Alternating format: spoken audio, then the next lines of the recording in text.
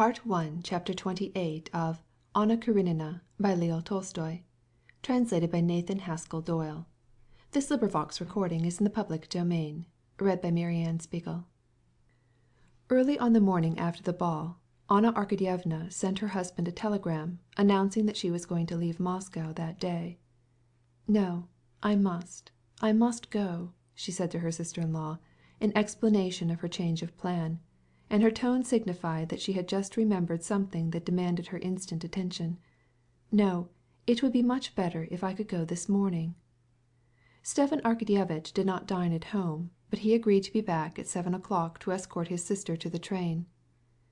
Kitty did not put in an appearance, but sent word that she had a headache. Dolly and Anna dined alone with the children and the English governess. Either the children were fickle or they were very sensitive and felt that Anna was not at all as she had been on the day when they had taken so kindly to her, that she no longer cared for them, for they suddenly ceased playing with their aunt, seemed to lose their affection for her, and cared very little that she was going away. Anna spent the whole morning in making the preparations for her departure. She wrote a few notes to her Moscow acquaintances, settled her accounts, and packed. To Dolly especially it seemed that she was not in a happy frame of mind, but in that state of mental agitation which Dolly knew from experience arose, not without excellent reason, from dissatisfaction with herself. After dinner Anna went to her room to dress, and Dolly followed her. "How strange you are to-day," said Dolly. "I? Do you think so? I am not strange, but I am cross. This is common with me. I should like to have a good cry. It is very silly, but it will pass away," said Anna, speaking quickly and hiding her blushing face in a little bag where she was packing her toilet articles and her handkerchiefs. Her eyes shone with tears which she could hardly keep back. "I was so loath to come away from Petersburg, and now I don't want to go back."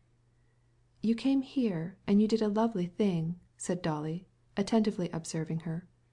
Anna looked at her with eyes wet with tears. "Don't say that, Dolly.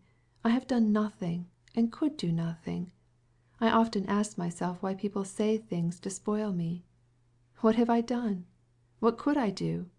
You found that your heart had enough love left to forgive. Without you, God knows what would have been. How fortunate you are, Anna," said Dolly. "All is serene and pure in your soul. Everyone has a skeleton in his closet, as the English say." "What skeleton have you, pray? In you everything is so serene." "I have mine," cried Anna suddenly, and an unexpected, crafty, mocking smile hovered over her lips in spite of her tears. "Well, in your case the skeleton must be a droll one and not grievous," replied Dolly with a smile. "No, it is grievous. Do you know why I go to-day and not to-morrow? This is a confession which weighs me down, but I wish to make it," said Anna decidedly, sitting down in an armchair and looking Dolly straight in the eyes. And to her astonishment she saw that Anna was blushing, even to her ears, even to the dark curls that played around the back of her neck. "Yes," Anna proceeded. "Do you know why Kitty did not come to dinner? She is jealous of me. I spoiled. It was through me that the ball last night was a torment and not a joy to her. But truly, truly, I was not to blame, or not much to blame," she said, with a special accent on the word "nemnozko," not much. "Oh, how exactly you said that like Stiva," remarked Dolly, laughing. Anna was vexed. "Oh, no, I am not like Stiva," said she, frowning.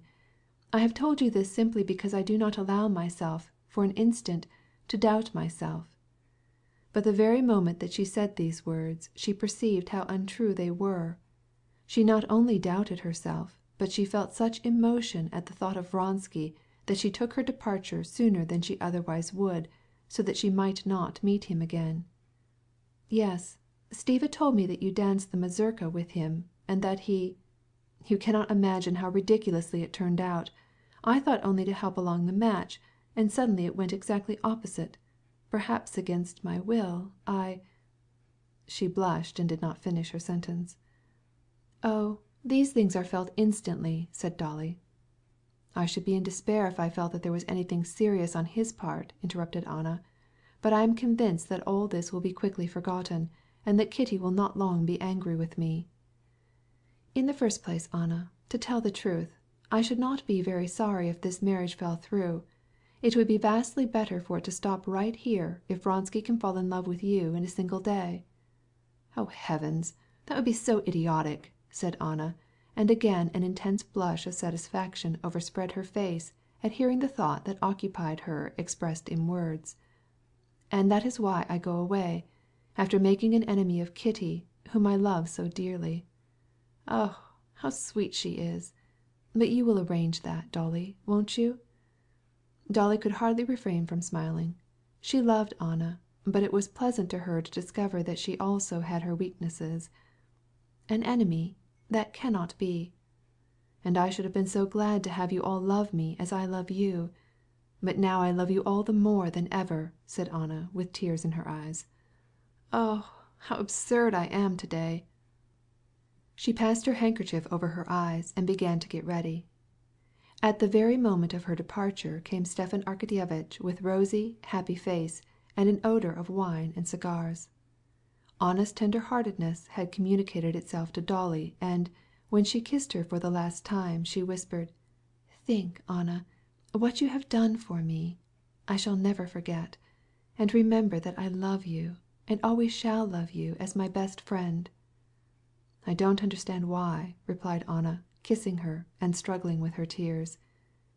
"You have understood me, and you do understand me. Farewell, my dearest." Chapter 28